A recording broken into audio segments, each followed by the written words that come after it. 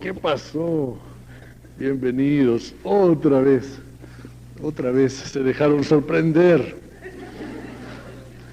Si ya sabemos desde un principio lo que vamos a decir durante todo el ciclo, y cómo lo vamos a decir, y cuál es nuestra tesis, y cuáles sus apoyos, y sin embargo, otra vez aquí.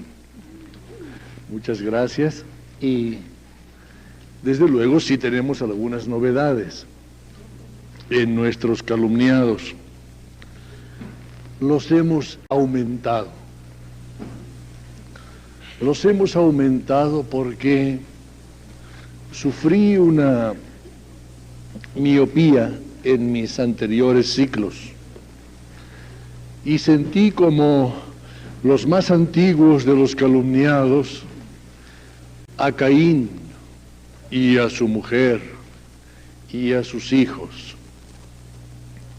Pero luego, leyendo la historia de los padres de Caín, me percaté de que también a ellos los hemos malentendido. Y lo que es más grave a mi parecer, que malentendiendo a Adán y a Eva, en realidad nos estamos calumniando a nosotros mismos. Porque si no es posible que comprendamos la falta, la transgresión moral, si ustedes quieren, la infracción o el pecado de nuestros ancestros, ¿cómo es posible que nos entendamos entre nosotros? Cuando decimos el pecado de Adán y Eva, en realidad nos estamos refiriendo al pecado de los seres humanos, a nuestros pecados, al que ellos comenzaron cometiendo y a los que nosotros seguimos cometiendo. Quizá más nos vale ser comprensivos desde un principio. Quizá más nos vale comprender a quienes por primera vez cayeron para poder justificar nuestra esperanza de ser comprendidos en nuestras propias caídas.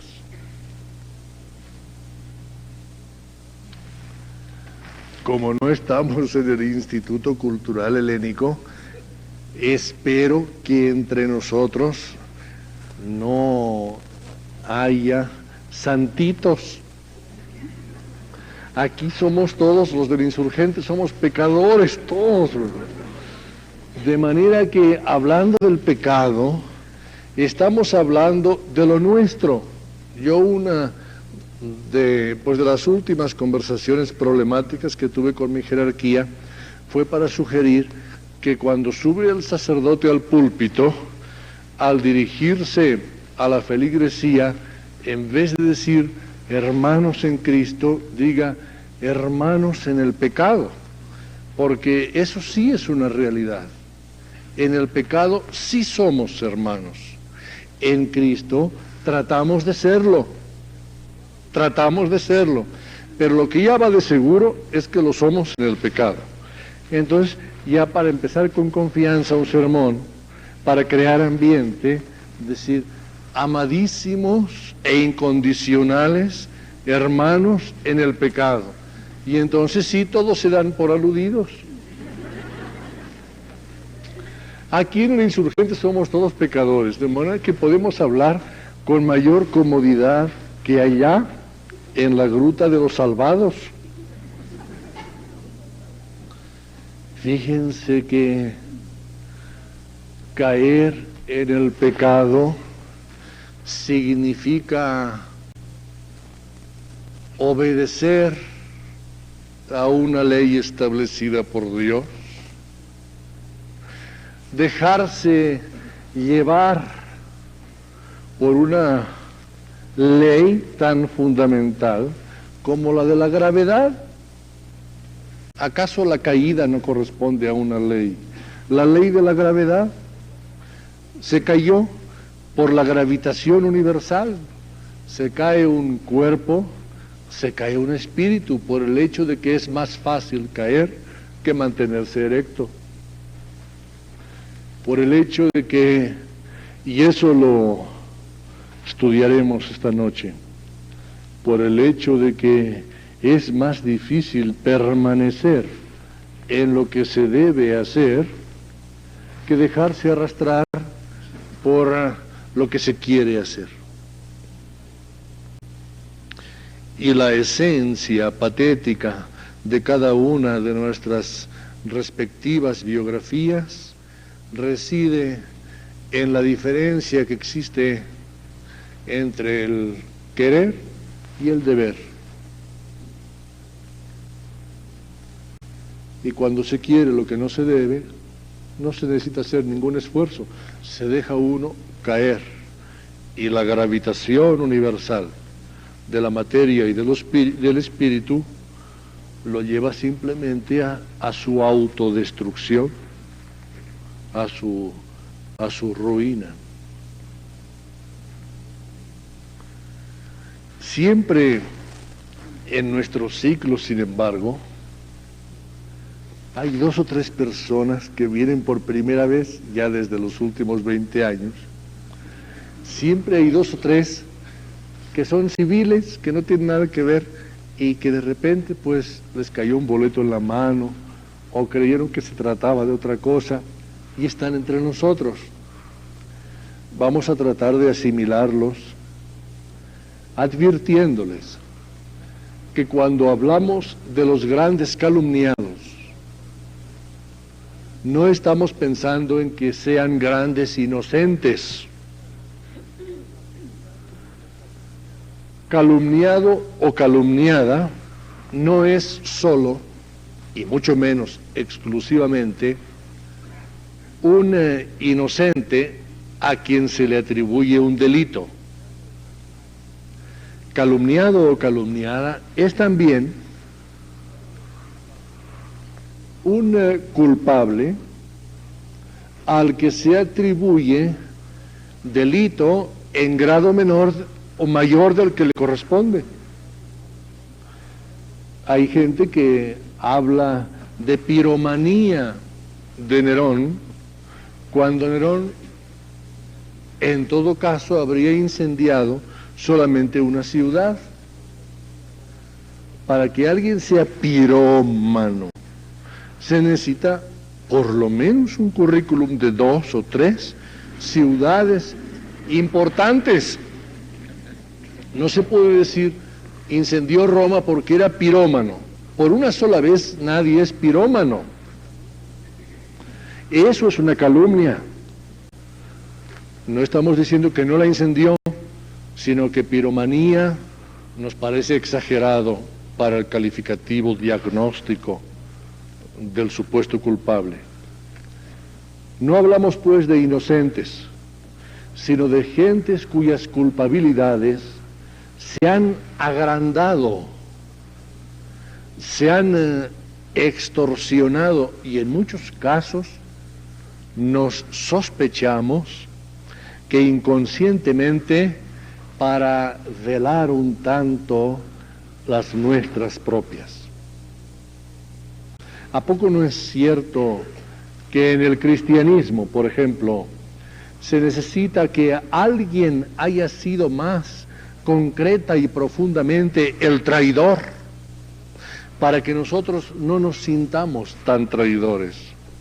¿A poco no es confortante, no es descargador, no representa un alivio para todos, cristianos inconsecuentes, que uno haya sido verdaderamente el traidor por excelencia?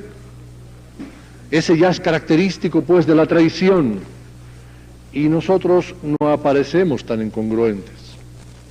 Alguien debe ser el cruel por excelencia, otro el déspota por excelencia, otro el bestial, otro el caprichoso criminal, otro el vicioso degradado.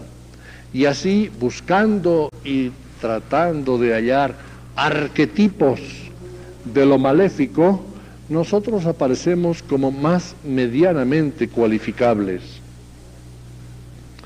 Si pudiéramos, por ejemplo, cargar todo el peso del pecado a quienes originalmente lo cometieron, ya podríamos considerarnos como simples y perjudicados herederos de un estado pecaminoso. Luego sí nos interesa, aunque sea inconscientemente, hacer aparecer como definitivamente culpables a Adán y a Eva,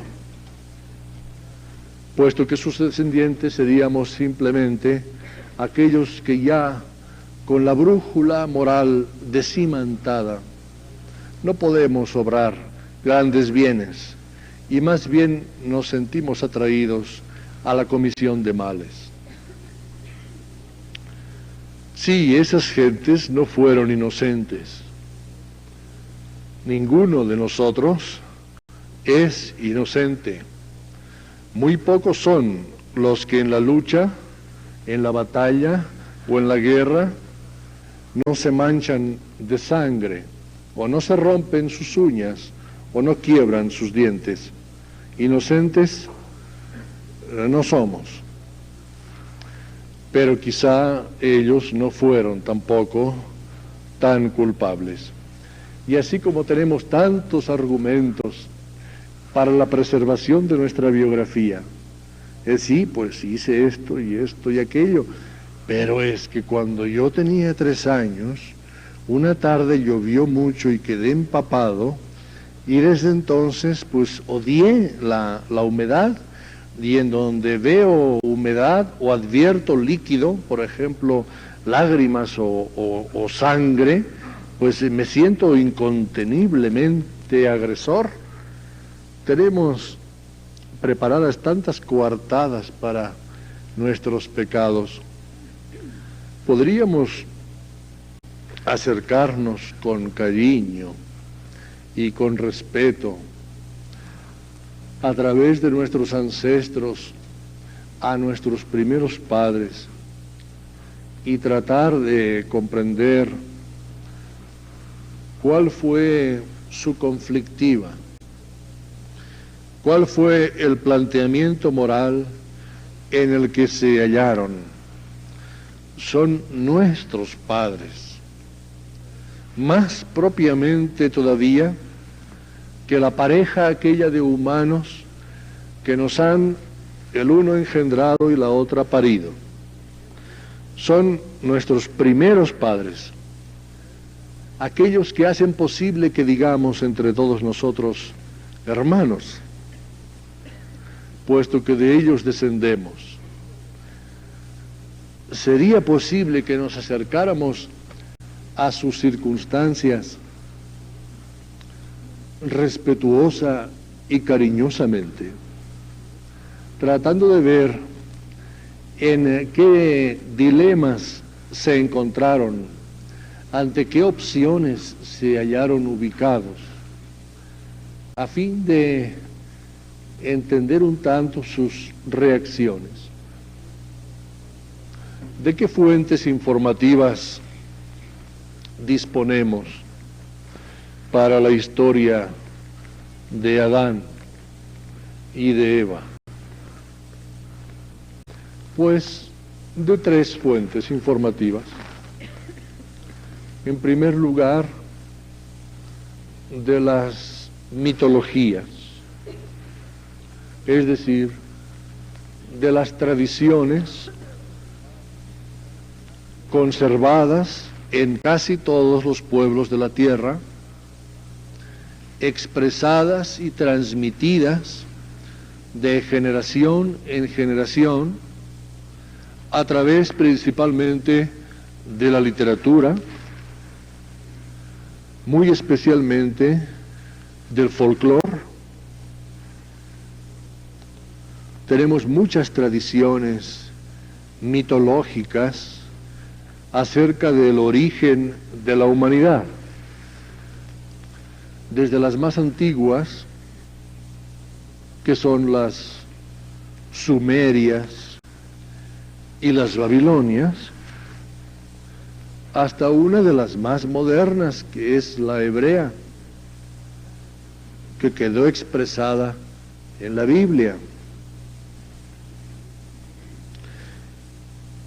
Un mito es como un ovillo, es como una madeja, es una hilación que se va haciendo de remembranzas, son recuerdos que se van ovillando, que se van juntando.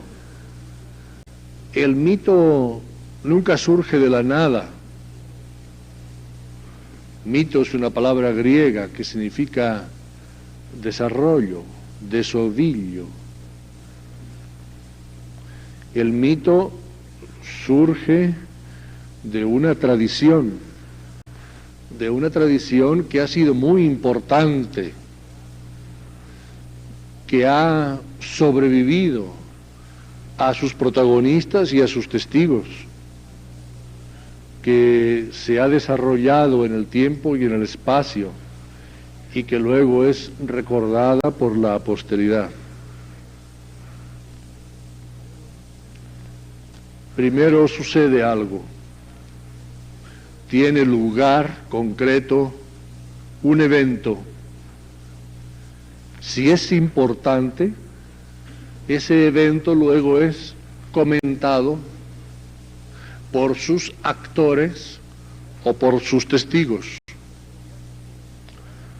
Si ha sido más que importante, trascendente, es relatado después y durante mucho tiempo a otras personas en distintas y más lejanas áreas, y se convierte en una noticia, en una conseja. Si ha sido verdaderamente importante para mucha gente, sobrevive a la generación de sus protagonistas y es recordado luego por otras generaciones y va siendo relatado. Si la importancia fue definitiva, llega esa conseja, esa noticia, esa información ancestral a su verdadera consagración al quedar escrita, al pasar de la tradición oral a la tradición literaria. Ya queda preservado para siempre, ya es una leyenda, ya es lo que se podrá leer, lo que leerá mucha gente. Existen, sin embargo, muchas leyendas cuya importancia no trasciende a una era histórica o a una raza determinada. Otras son de tipo universal, persisten y trascienden, porque tienen un carácter interesante a todos los humanos. Esos son los mitos, las leyendas esenciales, las que importan a todos. Y entre esos mitos, entre esos recuerdos, la historia es la memoria de la humanidad, está el de la creación. Y nos conmueve constatar cómo en las mitologías de todos los pueblos el relato es paralelo, no es el mismo, pero es temáticamente paralelo. Y esos pueblos, hoy ya dispersos en todo el planeta, evidentemente no se han puesto de acuerdo para tejer su propio folclore, su cosmogonía, cómo se originó el cosmos, cómo apareció la vida y cómo en la historia de la vida últimamente ha surgido ese ser que es llamado humano.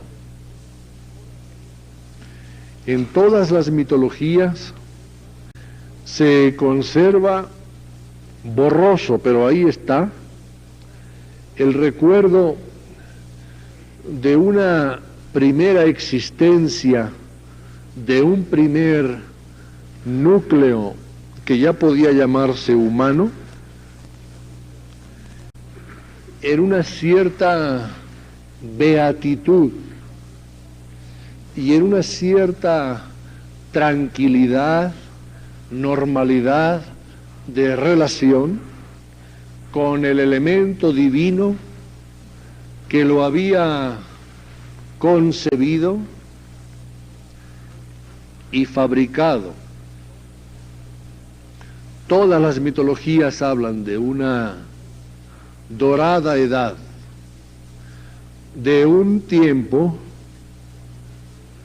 de felicidad, en el que la divinidad se sentía dichosa, viéndose reflejada en la humanidad que había creado.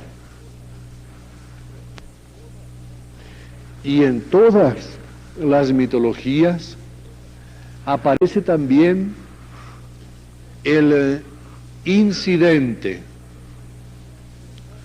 En unas, el corte definitivo de relaciones, incluso violento. En otras, la atenuación de esas relaciones. En otras, la disputa viva, conflictiva, entre humanidad y divinidad. El incidente original, que parece haberse generado en el primer balbuceo de ejercicio de la libertad que ese primer humano poseía, como que no atinó a ejercerla por primera vez, lo hacía conforme a los designios del elemento creador. Y de ahí se originaron males. Las mitologías no nos lo dicen, y las religiones tampoco, pero sospechamos que esos males afligieron tanto al elemento humano que había incurrido en aquel error de ejercicio de su libertad, como al elemento divino que se sintió desilusionado,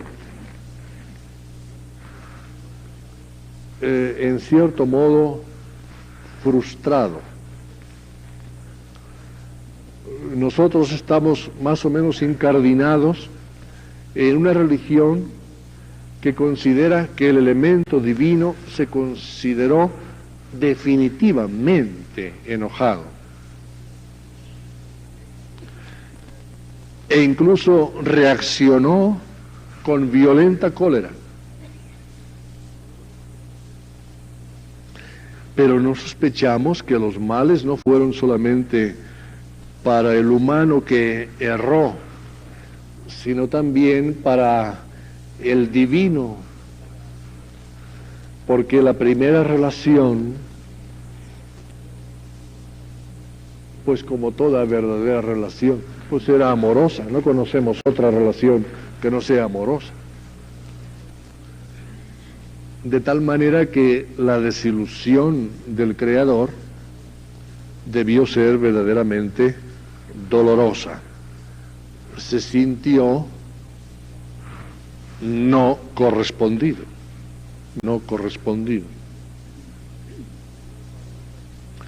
Sin embargo, la historia de ese incidente se ha escrito siempre desde la parte humana. Los cronistas de la mitología somos humanos, y nos interesa saber en qué hemos sido perjudicados, cuáles han sido las consecuencias que han agraviado nuestra existencia. Pero deberíamos pensar también en ese desamor que la divinidad debió sentir al saberse mal interpretada y peor correspondida.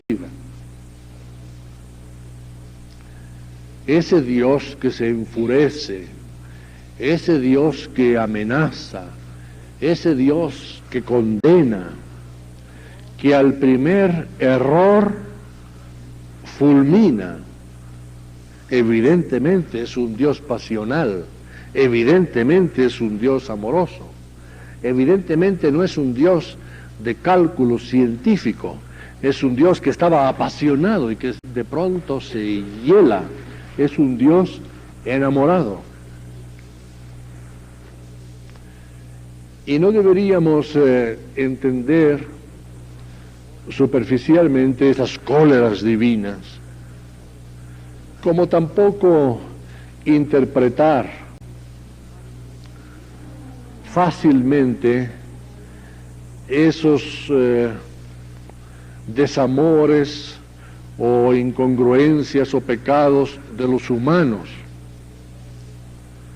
puesto que a pequeña talla, a medida microscópica, vemos que la historia de los grandes amores está hecha también de grandes borrascas pasionales. Cuando dos que se aman durante un tiempo no se hablan o se insultan en público o se agravian o incluso se agreden, decimos, sí, es que pues es parte de la historia de ese amor. Se llevan una bronca terrible entre los dos, es que se aman mucho. Y claro, pues hasta que se acomodan, hasta que se conozcan, pues la relación es conflictiva, tienen muy fuerte personalidad y el uno no quiere subyugarse a la otra entidad. Son dos, quieren ser uno, pero ese uno, cada uno quiere que sea el suyo, no el otro. Y es la historia de los amores, la historia también de los grandes dolores. Luego, en esa historia de las relaciones entre humanidad y divinidad, pues ¿qué nos cuesta en vez de decir, ahora pecaron, ahora fueron castigados, ahora se están portando bien, ahora ya los ve con mejores ojos, ahora ya no, decir sencillamente, se aman, ya con eso, se aman, es una relación que será conflictiva tanto cuanto es pasional e impredecible, y tendrá sus paréntesis, tendrá sus deslealtades, sus grandes caídas, sus grandes regresos, sus grandes alzamientos y sus grandes reconciliaciones. Si hasta vale la pena, ¿verdad?, de luchar con el ser querido para luego poder gozar aquellas fantásticas reconciliaciones. No es, pues, la historia de un Dios nervioso con un pueblo desleal. Es esencialmente la historia de un amor. Y son dos elementos tan distintos cuanto complementarios. La divinidad que preside, que por lo tanto está extendida arriba, mitológicamente expresada, pero vean qué actitud más sexológica, y la humanidad tendida por debajo de ella, receptiva. Pues tendrán sus convulsiones, sus ajustes y sus desajustes.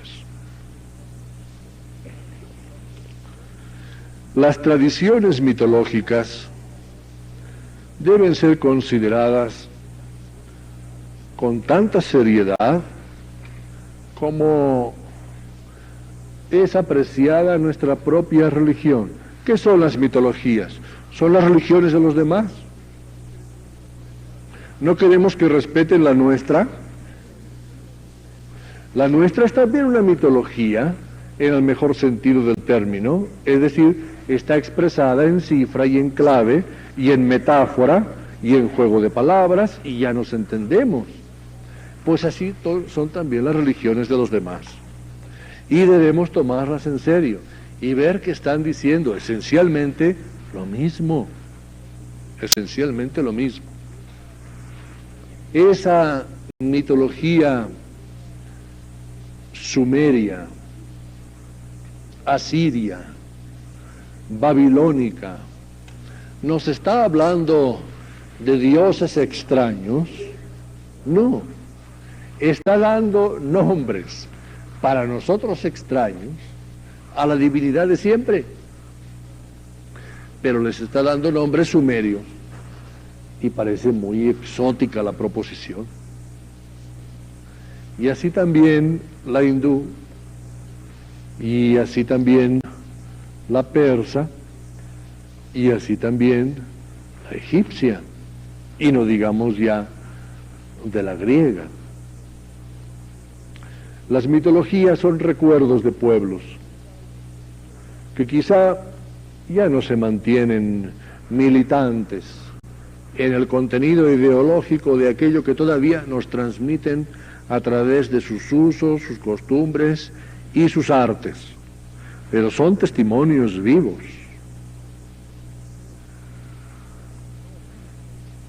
Todas las mitologías hablan de un primer ser humano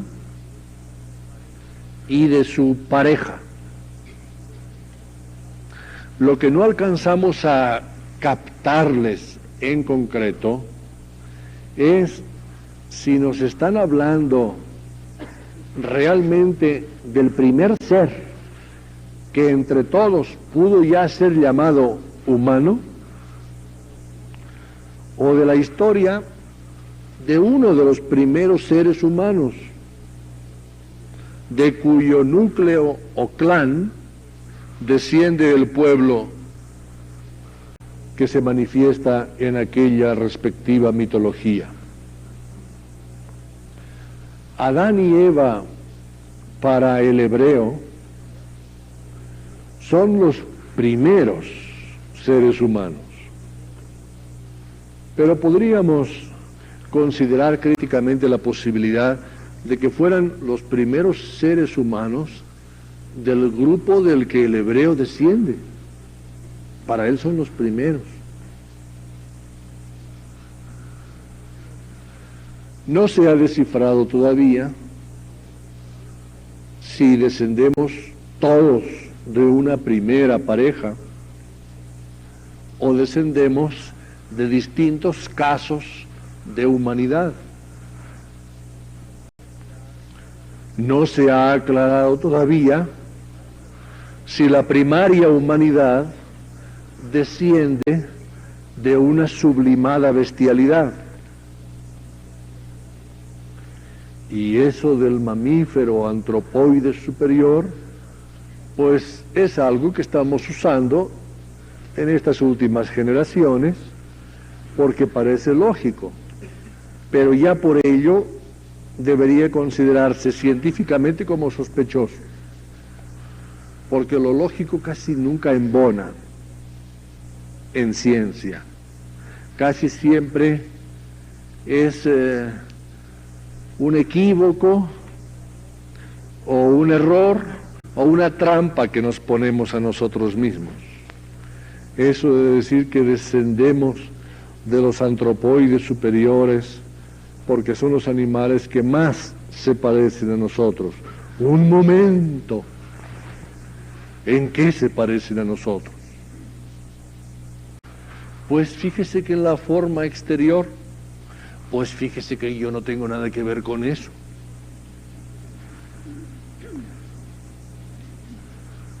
Yo me siento más cerca de mi perro, mucho más cerca, de Argos VII que de un chimpancé o de un orangután o de un delfín o de un caballo. Y considero hermético y quizá por ello fascinantemente superior a un gato que a un simio. Es que en la forma nos parecemos mucho. Pues mire, por ahí vienen muchas equivocaciones, por ir fijándonos en las formas. ¿Que no podría ser que el simio descendiera de nosotros por mutación equivocada? ¿Que fuera una prueba de humano que no resultó? Porque ese complejo siempre de que nosotros somos lo último, el descendiente definitivo, el final, que venimos de los demás, no señor. A lo mejor el simio pues es uno que no resultó, que iba para hombre pero no resultó, y ahí van hasta que se extingan, como se extinguieron otras tantas formas de vida que no pudieron acomodarse o que no resultaron al plan general de la creación. No es pues seguro de dónde venimos. La Biblia, con todo su supuesto infantilismo, nos dice algo muy inteligente. Dice, del fango. Claro, pues así cualquiera. Claro que venimos de ahí, pero la cosa es la última gradación de dónde es. Pero del fango original, pues sí, de la materia primigenia, naturalmente. Pero lo que queríamos saber es la sucesiva gradación en etapas. Y fue uno solamente el que apareció, y luego una, o en varios lugares, y en una época determinada por coincidencias que pudieron ser geológicas, climáticas, de presión, se dio ese salto. Anda que si somos una mutación equivocada también nosotros. Porque también a lo mejor eso de pensar es algo que no debió ser, eso de estar pensando, porque parece que somos los únicos que lo hacemos y no nos va tan bien, no nos ha ido tan bien, no nos ha ayudado mucho. Los demás que se ve que no piensan por lo menos tanto, pues viven más dignamente. Todos los animales hacen exactamente aquello que deben estar haciendo. Y se mueren con una dignidad maravillosa, con una ejemplaridad natural. Qué digna, qué honesta, qué buenas gentes son los animales, qué bella vida. A nosotros nos ha sido dado el pensar, y a lo mejor es una alteración físico-química que con el tiempo, ya se está tratando, podrá atenuarse.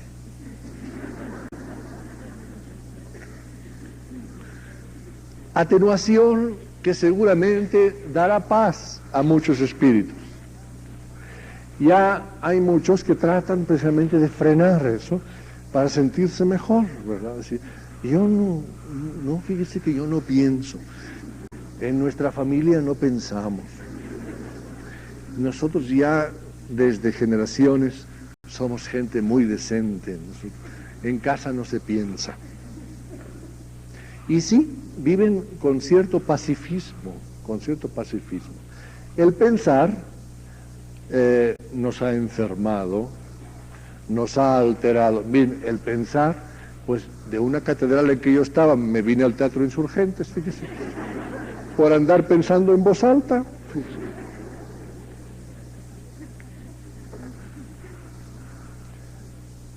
Es una mutación, es algo distinto que no tienen los otros, o por lo menos no les hemos hallado la hilación de su pensamiento. En mi perro no lo he notado, pero en mi gato sí. En mi gato he notado a veces una mirada, pues como de lástima. Porque mi perro pues es como yo, es muy alterado, es un perro neurótico, es un perro que puede adecuarse a cualquier situación y resultar siempre un perro impredecible. El gato no, es un gato árbitro de situaciones. Es un gato que me mira y de repente parece que dice, será imbécil, es posible que haga esto, pero se calla. Ya saben ustedes cómo son los gatos, de discretos, de prudentes y de disimulados. Pero sí miran así como diciendo, hombre, por favor. Pero se callan y los han visto, hacen como que ven otra cosa. Como que no se fijan mucho. Para no apenar tanto, para no apenar.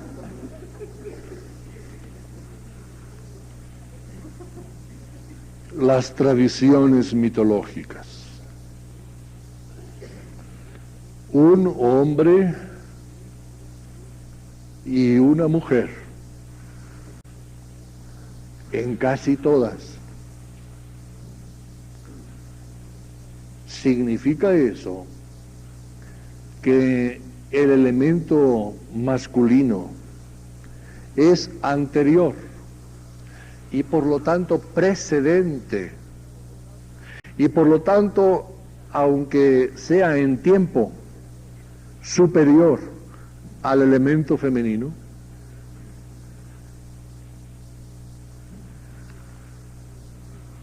Los griegos pensaron antes que los hebreos escribieran.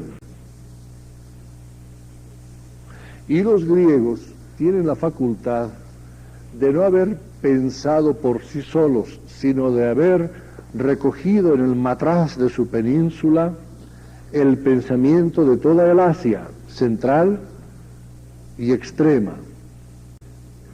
Y los griegos dijeron que primero fue lo que sea, pero no se puede, es contradictorio que en un principio haya sido él, porque lo que sea, si es esencialmente es madre, mientras que si es él, esencialmente es hijo, no padre, sino hijo. Dijeron también que el cielo, pues sí, muy alto y muy brillante, pero en realidad ¿qué es? Pues una emanación de la atmósfera, de vapores de aquí abajo, una exudación de la madre tierra. Luego, naturalmente, asciende, se le engalana y la corteja, y acabará siendo su esposo, el cielo, el esposo de la tierra, pero ha empezado siendo su extensión, su hijo.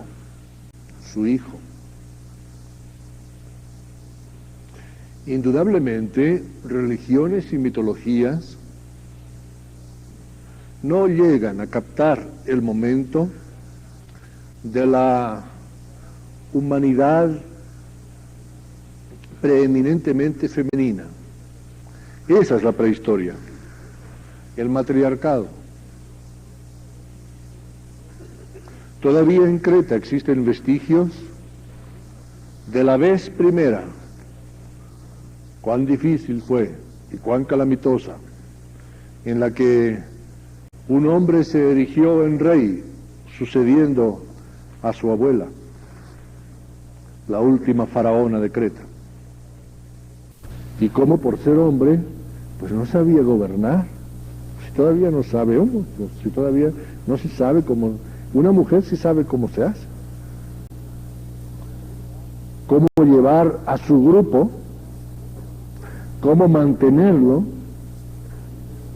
reunido y próspero. Una mujer sabe hacerlo. Un hombre tiene que aprender a hacerlo. Una mujer lleva a su familia, la mantiene. Un hombre la preside, pero no la mantiene.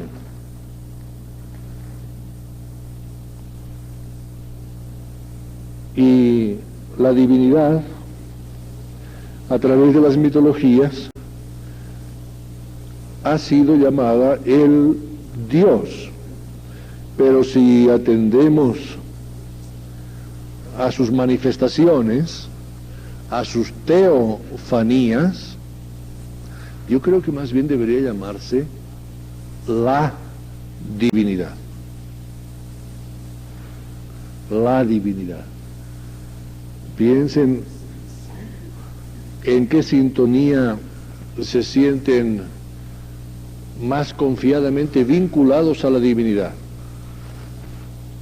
La divinidad, que envuelve, que abriga, que ampara, que prodiga, que alienta, que impulsa, que estimula. La divinidad. Ya no poseemos el mecanismo conceptual necesario para aceptar la cualificación de la diosa. Ahí ya no podemos. Ya van muchos miles de años diciendo el Dios. Pero sí todavía podemos decir la divinidad, y les recomiendo que se apoyen en ese concepto. Les resultará más cuando lo necesiten. La divinidad. Como que se le resta más diciéndole el Dios en vez de divinidad. Todas las mitologías nos han conservado ese recuerdo. E incluso la divinidad crea, en primer lugar, sus aguas, sus fuentes, esos líquidos esencialmente nutricios en los que la vida será posible, y finalmente en la historia de la vida, la humanidad. Tan femenina es que primero se le rompen las fuentes de los océanos y luego van apareciendo los entes, los elementos, el último de los cuales será el humano. Ahora, en las mitologías aparece como el primer humano un ser masculino y como segundo humano un ser femenino. La más difícil de aceptar es precisamente la versión hebrea. El femenino es un costado del masculino. Es una parte, menos que un anexo. Es un timón, es difícil de aceptar, difícil de aceptar. Es más, en su quirúrgica providencia, la divinidad se apresura a rellenar de carne el espacio que quedó vacío por la costilla recién extraída. Estamos en el reino de la metáfora, o se está escribiendo en una época en la que la literatura no había llegado a una elaboración tal que hiciera imaginable el uso de metáforas.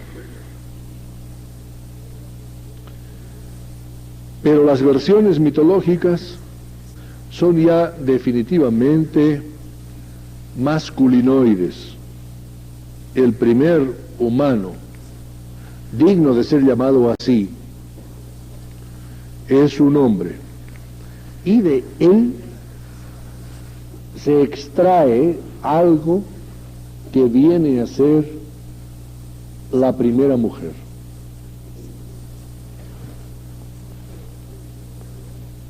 Ese hombre y esa mujer están en todos los poemas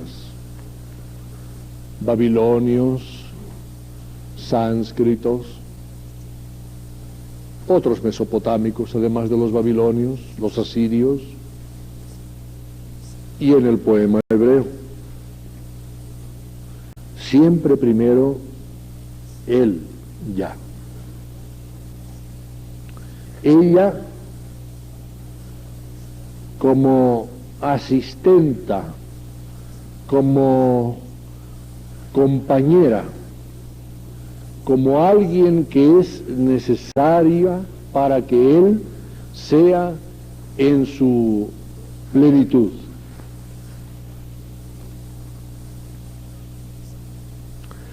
Hagámosle una asistencia para que esté con él.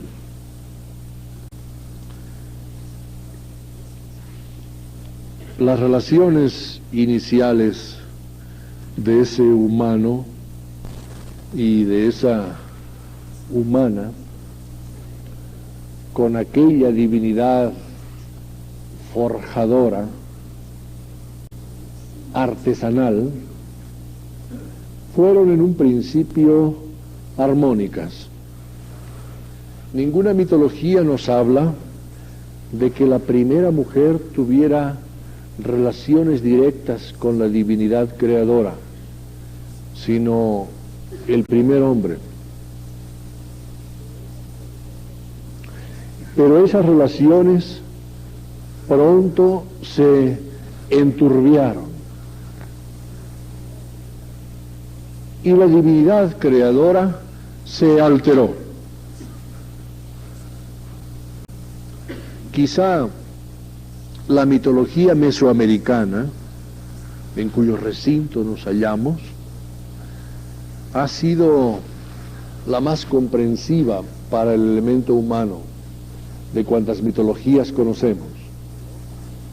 Los dioses de estas tierras admitieron que los primeros humanos no funcionaban como ellos habían programado por defecto de fabricación. Se achacaron a sí mismos, no la culpa, no se trataba de eso, sino el error de cálculo, y acabaron con aquellas primeras creaciones que no estaban hechas del material idóneo,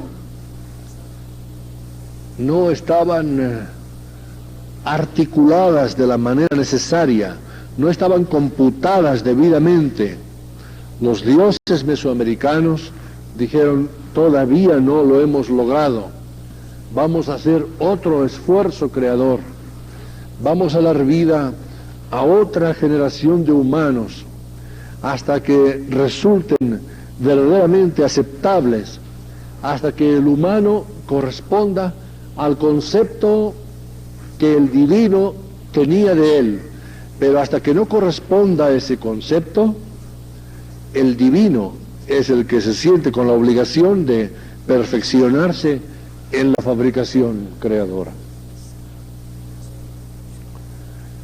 Pero las mitologías asiáticas, especialmente las centroasiáticas y la hebrea, consideran que el humano no funcionó como la divinidad quería por culpa de él mismo, ya por arrogancia, por orgullo, por soberbia, porque al sentirse ser y estar, se creyó a sí mismo un pequeño Dios, competidor de la divinidad creadora, y la retó.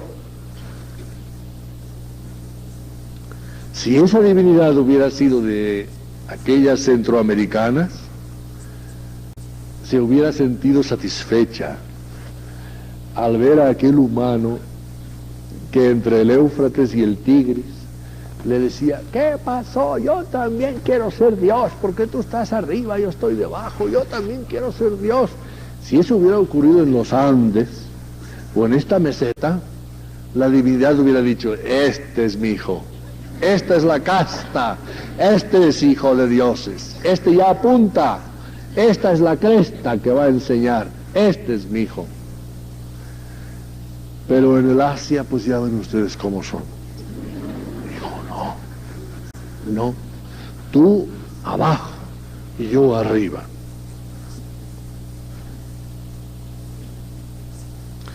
El otro día me encontré con la señora Amor, que acababa de salir del quirófano, de donde la arrojaron por conflictiva. Y me dijo, doctor, por poco, y ya voy a pedirle cuentas a Dios.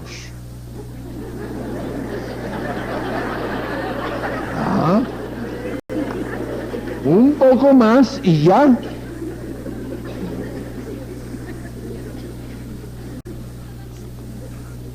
Esa querella constante, ese ser tierra, ser polvo, estar hecho de nada, de un puñado de átomos que antes andaban dispersos, y de repente sentirse retador de la divinidad, ¿no es parte también de nuestra tragedia y de nuestra gloria?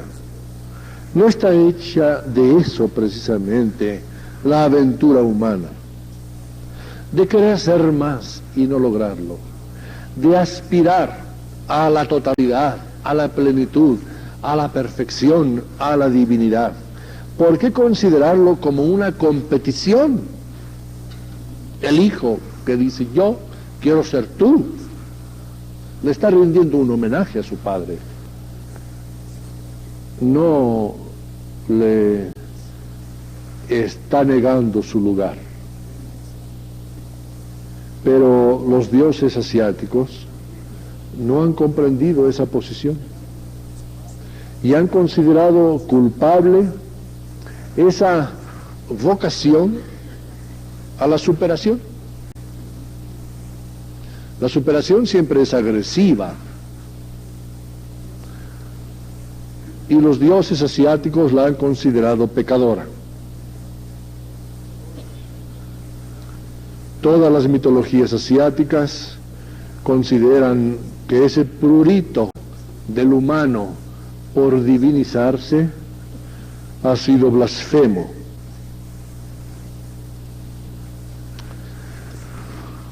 Si de todos los dioses que hemos conocido, que han sido bastantes dioses, todos muy interesantes, apasionantes todos, si de todos pudiéramos forjar el retrato hablado de una divinidad ideal, una divinidad con la cual se pudiera conversar sin peligro, sin agravio, una divinidad que hablara a través de la UNESCO, por ejemplo, y a la cual se le pudiera mandar preguntas y de la cual se pudieran recibir respuestas por computadora.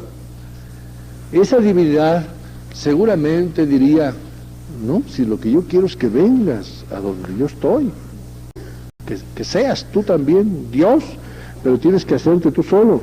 Ahora, la primera obligación para llegar a ser lo que yo soy, que es todo, es constantemente sentirte que no eres nada. La primera obligación es la humildad, es el único paso, es la única senda, la humildad. A partir de la humildad puedes llegar a la identificación conmigo. Pero lo que yo quiero es que sí, que llegues a mí. No me siento insultado ni agraviado ni amenazado por eso. Sí quiero que llegues a mí.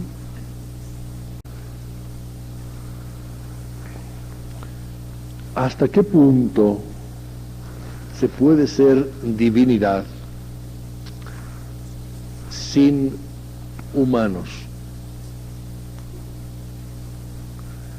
¿Hasta qué punto se puede ser celebridad sin público? ¿Hasta qué punto se puede ser muy conocido sin nadie? Esa fabricación de la humanidad ¿no obedecerá también a una necesidad de la divinidad, de ser reconocida? ¿No recuerdan ustedes aquel pobre Dios que andaba por las montañas, que no tenía ni pueblo que le ofreciera un sacrificio, ni mendigo que le hiciera caso? Que era Dios, pues, de una tribu que ya se había dispersado y se estaba difuminando porque ya, pues, no recibía ofrendas y nadie lo reconocía, y por eso él sentía que no era. Pues para ser Dios, por lo menos es Dios de uno, de dos, de perdida, de una parejita, pero Dios de nadie. Así no hay manera de ser Dios. Se necesita, pues, alguien que diga: Dios mío. Y ese Dios andaba buscando y no encontraba, porque había dioses, pues, más interesantes, más intrigantes, o más agresivos, más brillantes, dioses más intelectuales, dioses más pirotécnicos, y nadie le hacía caso, hasta que se le apareció a Abraham y le dijo: óyeme, que yo quiero un pueblo, y yo seré vuestro Dios, si vosotros sois mi pueblo. Bien, pues que ya tenemos bastantes, que necesito un pueblo, pero que ya, aunque sean ustedes, la familia de ustedes. Dijo: bueno, ¿a cambio de qué? Porque los demás prometen seguridad, prosperidad. Los más equívocos dicen vida eterna, y ahí acaba, a ver qué pasa, ¿verdad? Ya es culpa de usted si no la consigue. Pero la mayor parte prometen asistencia: yo te ampararé, yo seré tu refugio, yo te guiaré, yo te revelaré la verdad, y luego yo te salvaré si es necesario. Y, pues eso ya me lo han dicho otros. Bueno, pues ¿qué más quieres? ¿Qué más quiero? Tierras quiero. ¿Tienes tierras que darme? Sí, pues bueno, pues tierras, ya vas. La tierra prometida, ahí está todavía. Ahí está. Que si es, ¿cuántos miles de años llevan con lo de la tierra prometida? Que me la prometiste. Pues sí te la prometí, pero tú no la has conquistado del todo. Y gracias a la tierra prometida se hizo más sugerente su oferta que las de los otros dioses, que ya no tenían tierras, ya tenían todo entregado.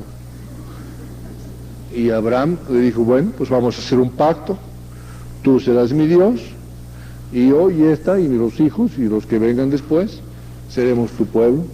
Bueno, y así. Pero ese Dios sin Abraham, pues no habríamos sabido de él.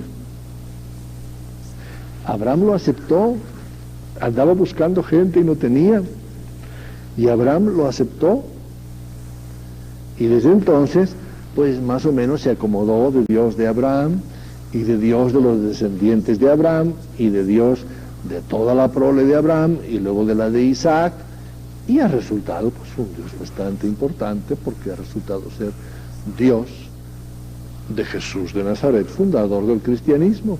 De alguna manera se ha perpetuado también a través de la civilización presente, y de alguna manera lo digo con gran renuencia. Pero no necesitaba él también esa correspondencia para sentirse ubicado como divinidad.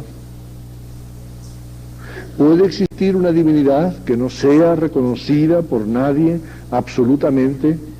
¿Cuál es su manera de ser? ¿Es más fácil o más difícil ser divino que ser humano?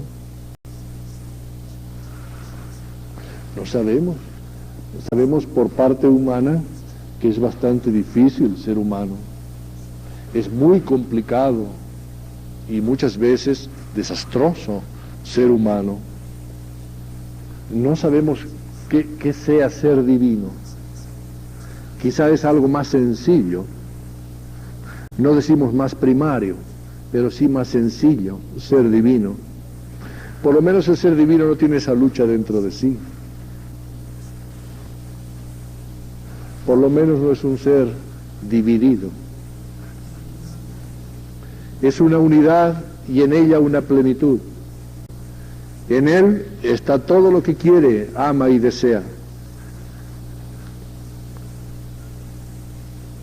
Quizá por eso sea tan sabia la religión cristiana, porque es la única cuyo Dios puede decir: yo sí fui uno de vosotros, y por eso os digo lo que podéis hacer y lo que no podéis hacer, porque yo sí lo he probado.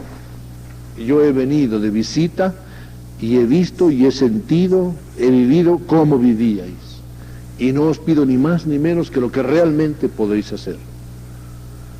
En las demás, quién sabe. Incidentes. En aquella maravillosa poesía babilónica, aquel príncipe que profundizó en las aguas de un lago y en su fondo halló el árbol que daba el fruto de oro, el fruto de la vida, que aseguraba la inmortalidad a quien lo gozara,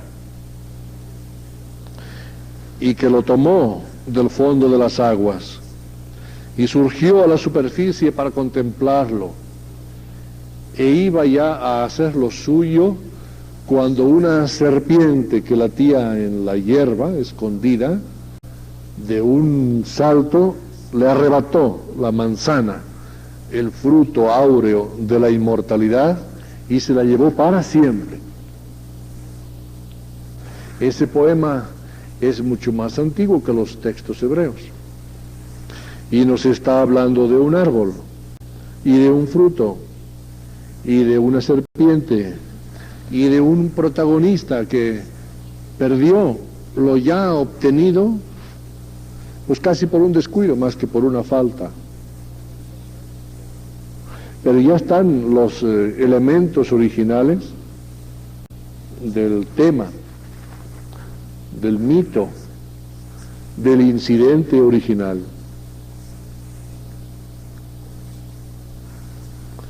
No olvidemos que Abraham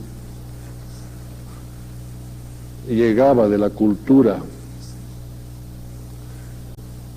que se había expresado así literariamente, y que otros grandes seres hebreos fueron también influidos por esa cultura, la influencia babilónica. Estamos todavía en mitologías.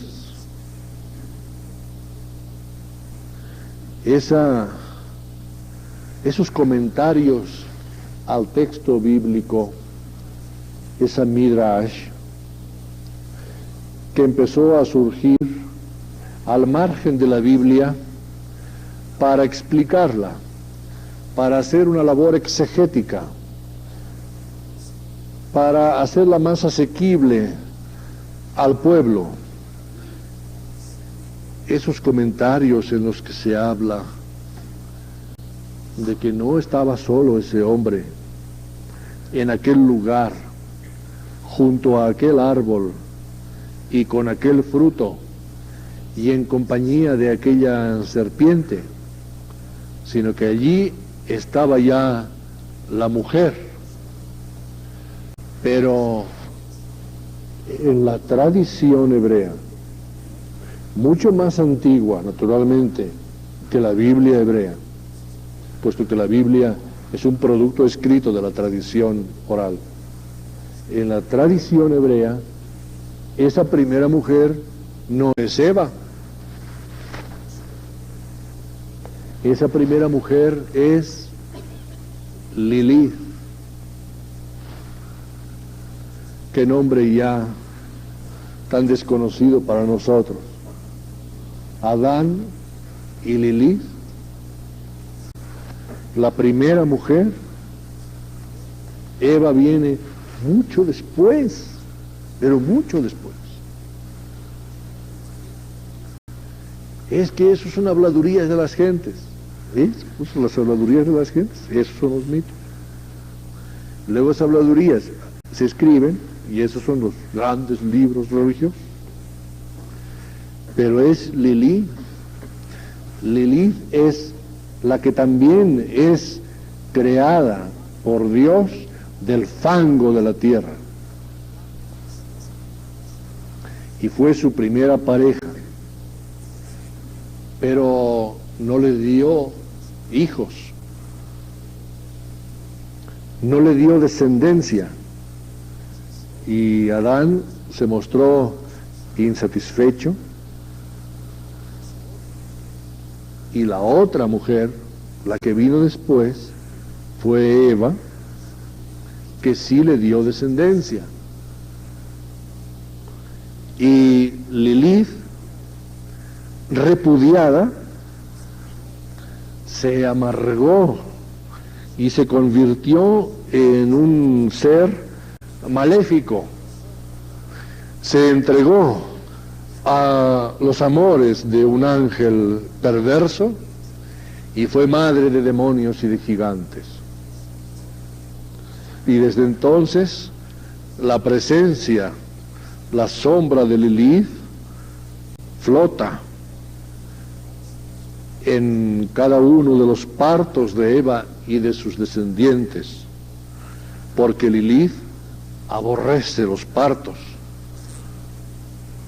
que a ella no fueron posibles, y ella es la que amenaza a las criaturas cuando nacen, y las que perecen lo hacen por sus artes, no porque es mala, sino porque está amargada para siempre. Lilith, todavía en tiempos muy próximos, Edad Media nuestra, el judío español, mientras su mujer paría, invocaba al padre Adán y a la madre Eva y exorcizaba la posible presencia de Lilith que acechaba a su prole.